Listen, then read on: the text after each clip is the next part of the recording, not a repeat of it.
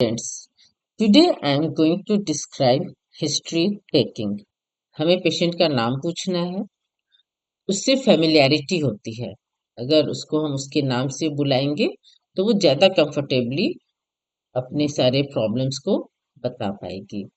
फिर एज पता होना चाहिए, क्योंकि ऑब्स्टेट्रिक्स में एक्सट्रीम ऑफ एज, अर्ली जो प्रेग्नेंट होते हैं या जो लेट प्रेग्नेंट होते हैं, उनके अपने कॉम्प्लिकेशंस होते हैं।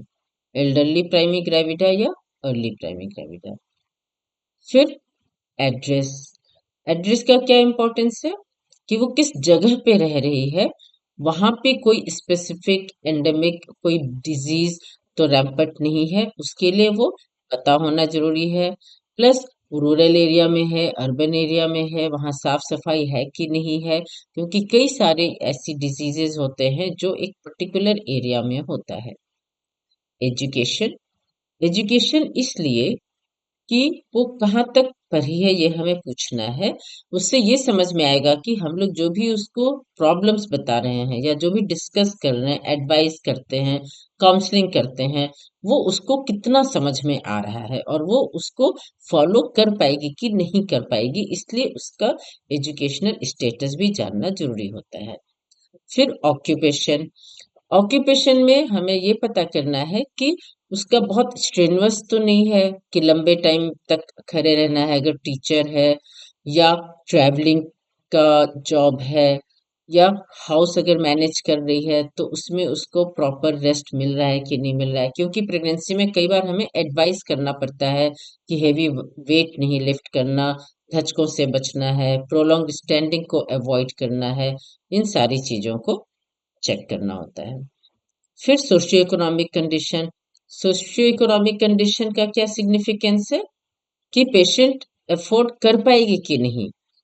मेडिसिन तो चलो ठीक है, गवर्नमेंट सप्लाई में भी मिल जाता है, मगर कुछ एडिशनल अगर मेडिसिन देना है फॉर एनी पर्टिकुलर डिजीज, या उसका खाना पीना कैसा होगा, वो अफोर्ड कर पाएगी कि नहीं। Nutritious diet, healthy diet, balanced diet. इसलिए सोशियो इकोनॉमिक कंडीशन का भी जानना जरूरी है। फिर हम लोगों को पूछना होता है उसके हस्बैंड का नाम, वाइफ ऑफ। ये यूजुअली ओपीडी में इम्पोर्टेंट है कि अगर दो पेशेंट एक ही नाम की है तो कंफ्यूजन ना हो ओपीडी में देखने के लिए, इसलिए उसके हस्बैंड के नाम से फिर टैली किया जा सकता है।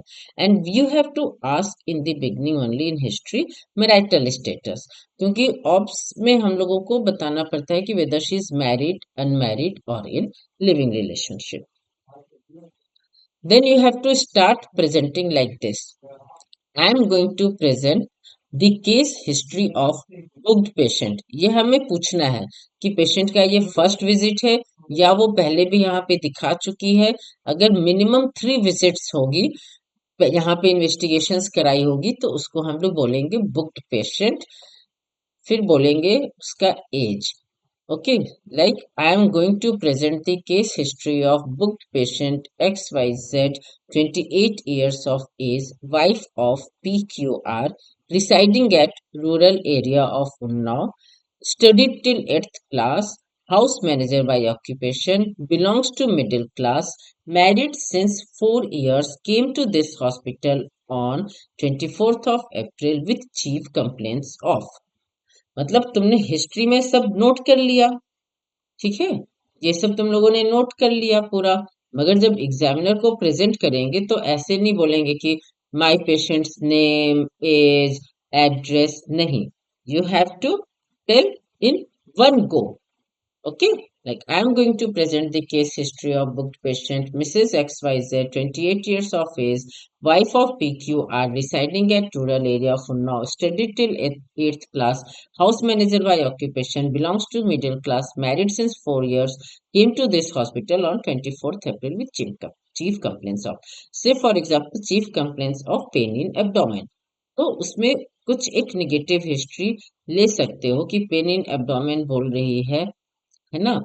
और उसको मतलब इसमें डिफरेंशियल डायग्नोसिस में क्या क्या बोल सकते हैं जिससे कि तुम्हें पता चले।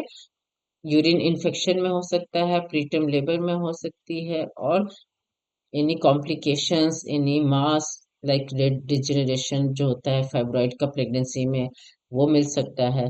तो चीफ कंप्लेंट्स जो होगा उसको थोड़ा सा बस इलेबोरेट कर देना। Then comes the history of present pregnancy. This you have to explain trimester wise. Mention if this pregnancy was a spontaneous conception or IVF treated.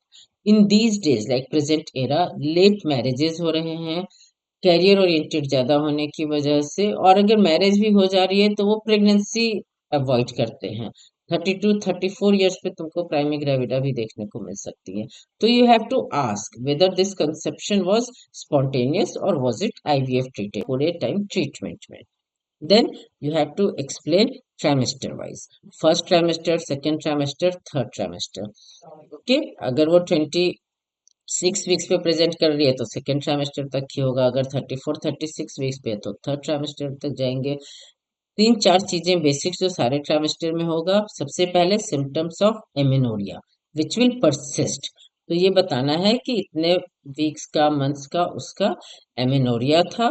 और फर्स्ट ट्राइमेस्टर में सिम्टम्स में बेसिकली क्या होता है, इजी फैटिगेबिलिटी होती है, मॉर्निंग सिकनेस होता है, बॉवल ब्लैडर में डिस्टर्बेंस होगा, इंक्रीज्ड फ्रीक्वेंसी होगा, ये सब एक्सप्लेन करना है। फिर इन्वेस्टिगेशंस, रूटीनली इन्वेस्टिगेशंस कराया है नहीं कराया है, क्या एडवाइस करेंगे।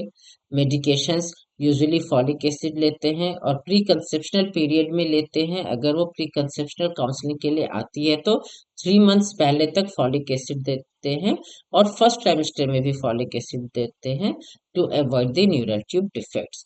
Then ultrasound, if she is sure of her dates तो हम उससे पीरियड ऑफ जेस्टेशन निकाल सकते हैं, मगर फर्स्ट टाइम अल्ट्रासाउंड कराना जरूरी होता है। ट्रांसवेजाइनल पे 6 वीक्स पे फीटल हार्ट आ जाता है, ट्रांस एब्डोमिनल अल्ट्रासाउंड पे 8 वीक्स पे आता है। And if she is not sure of her dates और हर पीरियड्स आर इरेगुलर तो उससे फिर हम लोग डेटिंग स्कैन कराते हैं, जो फर्स्ट ट्राइमेस्टर अल्ट्रासाउंड का डेटिंग स्कैन बहुत एक्यूरेट होता है, वेरिएशंस कम होते हैं। Then NTNB, nasal bone thickness, okay, ये नेक के पीछे देखते हैं डाउन सिंड्रोम को रूल आउट करने के लिए। और अगर इंक्रीज मैटरनल एज है या फैमिली में हिस्ट्री है जेनेटिक डिजीज का तो डबल मार्कर टेस्ट करेंगे, बीटा एचसीजी और placenta associated antigen. Then second trimester में अगेन सिम्टम्स, इन्वेस्टिगेशंस और मेडिकेशंस पूछेंगे। सेकेंड ट्राइमेस्टर में लाइक आफ्टर थर्ड मंथ हम आयरन, कैल्शियम और प्रोटीन पाउडर पे स्विच करते हैं पेशेंट को। फिर इम्यूनाइजेशन करते हैं। अब इम्यूनाइजेशन में क्या करते हैं, पहले टिटनेस के 2 डोजेस लगते थे 6 वीक्स अपार्ट, अब क्या करते हैं कि टी डैप लगता है या TD. TD is tetanus and diphtheria, Tdap में पर्ट्यूसिस इंक्लूडेड होता है। सेकेंड मतलब 3 मंथ्स के बाद पहला डोज लग जाता है, और टी डैप जो है लेटर वीक्स में लगता है, थर्ड ट्राइमेस्टर में 34-36 वीक्स। क्यों? क्योंकि बेबी का इम्यूनाइजेशन 6 मंथ्स के बाद बनता है, तो तब तक मदर के जो एंटीबॉडीज हैं वो बेबी को इन्फेक्शन से प्रोटेक्ट करके रखेंगे। फिर सेकेंड ट्राइमेस्टर में क्विकनिंग की हिस्ट्री पूछनी है कि बच्चा घूमना शुरू किया कि नहीं। प्राइमी ग्रेविडा है तो यूजुअली 20 वीक्स पे पता चलता है, मल्टी ग्रेविडा है तो प्रीवियसली वो एक्सपीरियंस कर चुकी होती है, एब्डोमेन लैक्स होता है, फिटल मूवमेंट जल्दी पता चलेगा 18 वीक्स पे, 16 to 18 वीक्स पे। और अगर उसको डेट नहीं याद है तो क्विकनिंग से भी हम लोग रफली पता कर सकते हैं कि कितने मंथ्स की प्रेगनेंसी है। फिर अल्ट्रासाउंड पे हम लोग टीफा करते हैं जिसमें फिटल एनोमली का पता चलता है, एनोमली स्कैन भी बोलते हैं। डिटेल्ड स्कैनिंग होती है और इसमें क्वाड्रुपल मार्कर टेस्ट करते हैं इफ इट इज इंडिकेटेड, जिसमें beta HCG, unconjugated estriol, inhibin A और अल्फा फिटोप्रोटीन करते हैं। देन थर्ड ट्राइमेस्टर हिस्ट्री में अगेन इन्वेस्टिगेशंस क्या किया है, स्पेसिफिक मेडिसिन कंटिन्यूली ले रही है कि नहीं ले रही है, इम्यूनाइजेशन हिस्ट्री पूछेंगे, और colour doctor loop around the neck तो नहीं है, प्लेसेंटल परफ्यूजन कैसा है, इंसफिशियंसी तो नहीं।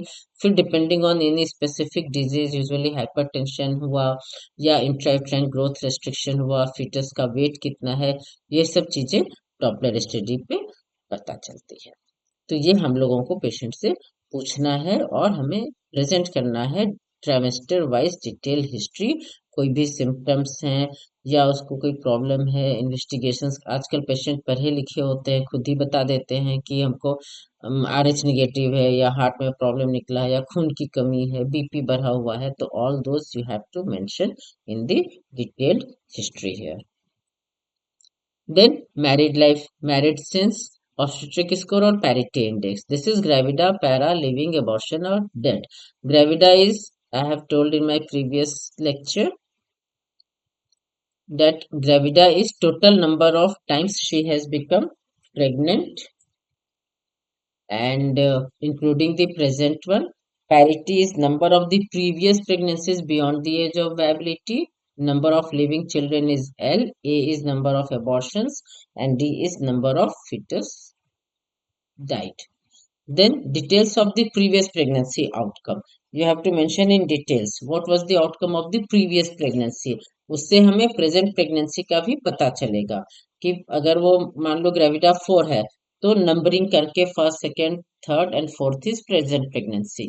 तो पहले पता करेंगे उसकी मोड ऑफ डिलीवरी क्या था, नॉर्मल था या सिजेरियन। अगर सिजेरियन है तो उसका क्या इंडिकेशन था। सिजेरियन के भी इंडिकेशन होते हैं, रिकरेंट और नॉन रिकरेंट और absolute indication for caesarean section. Okay, then baby का स्टेटस क्या था, अलाइव एंड वेल, डाइड था या स्टिल बर्थ। डाइड में इंट्रायूट्राइन डेथ होता है, स्टिल बर्थ में baby during the process of delivery. और अगर ये डेथ हुआ तो क्या था cause of death, early neonatal death था या इंट्रायूट्राइन था, कोई कंजेनाइटल एनोमली तो नहीं, न्यूमोनिया तो नहीं। All this things you have to ask. Cross कोई एनोमली होगा जैसे स्पाइना बाइफिडा हुआ, एनेंकेफेली हुआ, ये सब पेशेंट खुद बता सकती है क्योंकि वो दिखता है। अदरवाइज फिर बेबी का अल्ट्रासाउंड, एक्सरे, कुछ इन्वेस्टिगेशंस करा के अगर डॉक्टर ने बताया हो कि बेबी में ये एनोमली था इसकी वजह से डेथ हुआ तो वो मेंशन करना है। फिर लास्ट चाइल्ड बर्थ कितने टाइम पहले हुआ था। Okay, then contraception history, whether she used any contraceptive methods, spacing, birth pill. Okay, all this you have to ask. Then the menstrual history, age of menarche, commences कब आया था, previous menstrual cycle, whether it was regular, irregular, flow कैसा था, duration और whether it was associated with pain or not. Previous menstrual cycle क्यों जानना जरूरी है, क्योंकि हमें ईडीडी निकालने में हेल्प करता है। अब देखते हैं, LMP is the last menstrual period. Specifically you have to ask the patient. Usually वो लोग जिस दिन उन लोगों का पीरियड खत्म होता है वो डे याद रखते हैं, fifth day. So you have to, excuse me, you have to ask कि आपका पहला दिन कब था जो लास्ट पीरियड आया था, that you have to mention. And how you calculate EDD, you have to mention expected and don't mention the abbreviations, always explain in full form, like her last menstrual, first day of last menstrual period was say 2nd of January 2026. Now by Negley's rule I will calculate expected date of delivery as 9 months plus 7 days in previously normal menstruating women.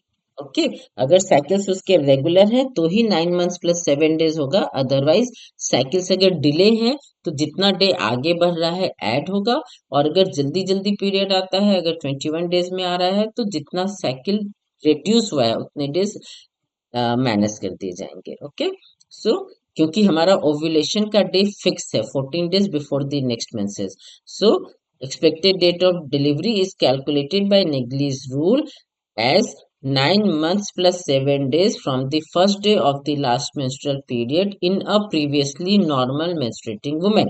ऐसा बोलोगे तो examiner को आगे कुछ पूछने की जरूरत ही नहीं होगी। Then you have to say period of gestation by dates, by USG dating scale or by the other methods like quickening, or she may associate her LMP with any festival कि दिवाली के टाइम महीने में आया था या रक्षाबंधन के महीने में आया था। So that approximate period of gestation you can calculate if she is not sure of her dates. Then in personal history, you have to mention the dietary, whether she takes veg, non-veg, balanced diet or compromise diet ले रही है, कोई addiction तो नहीं, specially smoking. Pregnancy में कई बार लोग चूना, चौक ये सब खाते हैं तो उसका भी पता करना है। स्लीप कैसा है, आइडियली 8 से 10 घंटे की नींद ले रही है कि नहीं ले रही है। बॉवल और ब्लैडर हैबिट कैसा है, कॉन्स्टिपेशन या इंक्रीज फ्रीक्वेंसी ऑफ मैच्योरेशन तो नहीं हो रहा। All this you have to ask and write in details. Then past history, whether she underwent any major surgical operation or she has any medical history, like short में पूछने का कि BP, sugar, thyroid है कि नहीं है, किसी तरह की कोई भी दवा खाती है रेगुलर बेसिस पे या नहीं। Okay, then in family history, in obstetric, you have to ask about the training if you are going to present the multiple pregnancy case.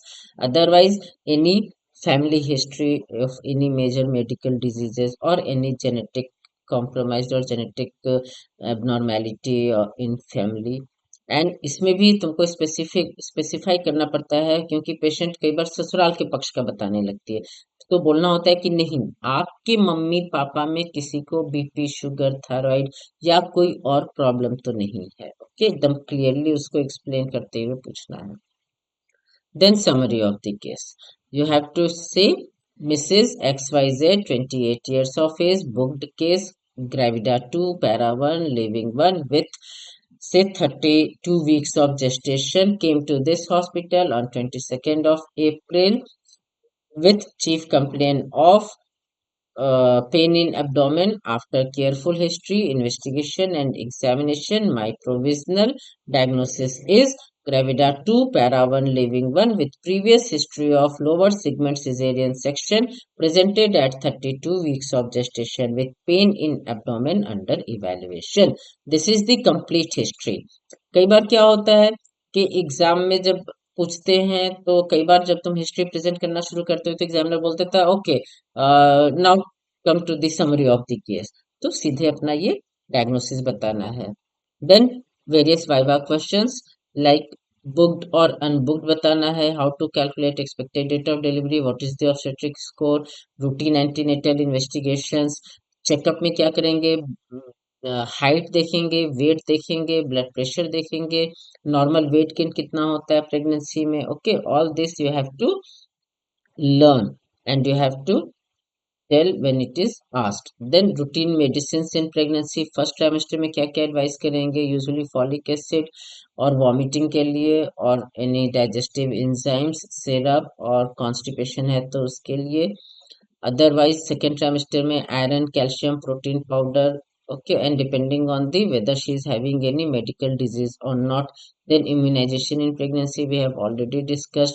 Yes, you have to after COVID का vaccine लगा है कि नहीं लगा है वो भी mention करना है, और टीटी, टीडी, टीडैप सबके बारे में पता होना चाहिए। देन एब्डोमिनल एग्जामिनेशन में भी आस्ट, उसमें पर एब्डोमेन कैसे चेक करेंगे, inspection, palpation, then auscultation. Okay, obstetric grips पता होना चाहिए, लियोपोल्ड्स ग्रिप्स पूरा मैंने एक वीडियो में बताया है। देन स्पेसिफिक क्वेश्चन, ये तो बेसिक्स हो गए। अगर प्रीवियस जैसे सिजेरियन सेक्शन का है तो उसके बारे में क्वेश्चन पूछा जा सकता है। फिर medical diseases like hypertension, diabetes, preterm labour, anaemia, multiple pregnancy, heart disease and RH negative. These are the routine antenatal medical diseases which are asked in examination. Students, good luck for the examination. I want 100% result and hope this short history taking was helpful to you all. Thank you very much.